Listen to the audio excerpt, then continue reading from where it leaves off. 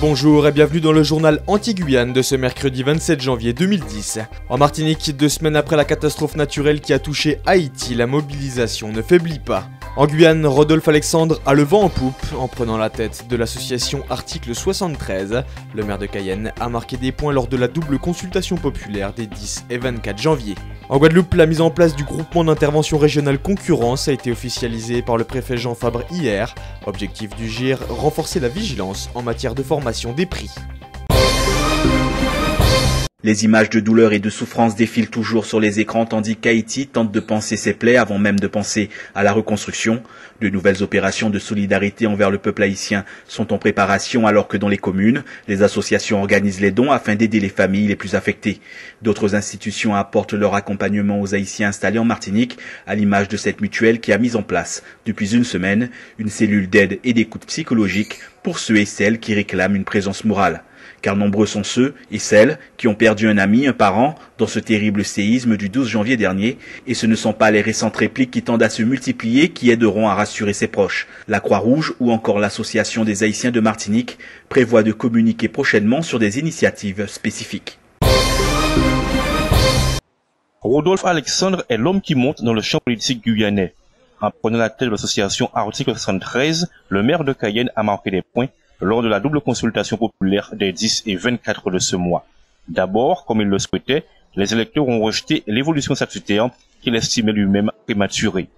Ensuite, l'électorat a majoritairement approuvé l'instauration d'une collectivité unique dans le cadre de la loi 73, conformément aux vœux de Rodolphe Alexandre. Fort de ces deux succès, ce dernier mène une réflexion sur les élections régionales de mars prochain.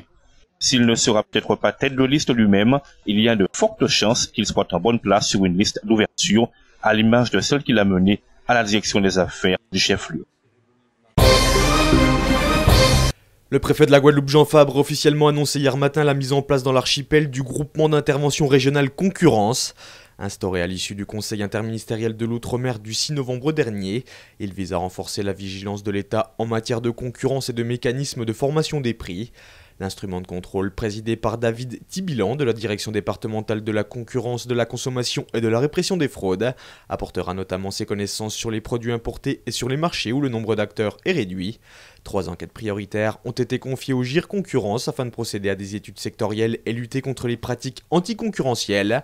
Il s'agit des délais de paiement entre professionnels, de la formation des prix des produits importés et des pratiques commerciales dans la grande distribution. Le GIR sera notamment composé d'agents de la DDCCRF, des finances publiques, des douanes, des services vétérinaires et de l'inspection du travail. Paru dimanche au journal officiel, le nouveau décret d'application de la LODEOM prévoit une rénovation des structures hôtelières dans les départements d'outre-mer. Concrètement, le dispositif qui s'applique également à Mayotte, Saint-Martin et Saint-Pierre-et-Miquelon se matérialise par une dotation financière destinée à améliorer les prestations de logement. Une enveloppe d'un montant maximal de 7 500 € par chambre pour les établissements de 3 étoiles ou plus qui s'inscrivent dans une démarche d'amélioration de leur classement. Les autres structures verront le montant de cette aide plafonné à 6 500 € pour un dispositif qui vient s'ajouter aux exonérations de charges sociales dont bénéficient les entreprises du secteur du tourisme.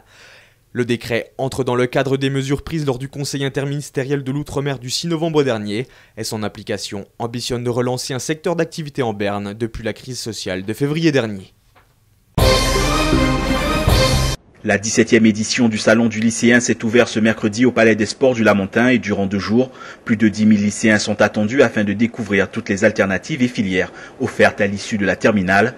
Ce sont 160 stands qui sont proposés aux jeunes et à leurs parents lors de ces 2 journées qui recueillent habituellement un très large succès puisque la quasi-totalité des établissements de l'île conduisent leurs élèves à cet événement. Le thème retenu cette année, me former aux compétences de demain, sera valorisé à travers la présence des représentants de plusieurs grandes écoles de l'Hexagone et du Canada. Des spécificités diverses seront exposées aux lycéens pour qu'ils détiennent les clés pour choisir la meilleure orientation, car les problématiques proposées par les jeunes se situent souvent au niveau du choix post-lycée et des difficultés rencontrées. Le conseil régional qui organise cet événement mobilise 72% du budget global, qui est de l'ordre de 109 846 €. Le Cygne a pris son envol vers la qualification pour les playoffs de basket. Récent vainqueur de la SC Tour, les Verts et Blancs ont de nouveau remporté le derby cayennais face aux champions des Antilles et de la Guyane à l'occasion de la 5e journée des matchs retour. Grâce notamment à Colby Carellus, les vice-champions de Guyane se sont imposés 91-89, prenant ainsi l'ascendant psychologique sur leurs habituels rivaux. Voilà qui promet dans la perspective la phase finale du championnat. Le Cygne et la Tour pourraient une fois de plus se retrouver en finale.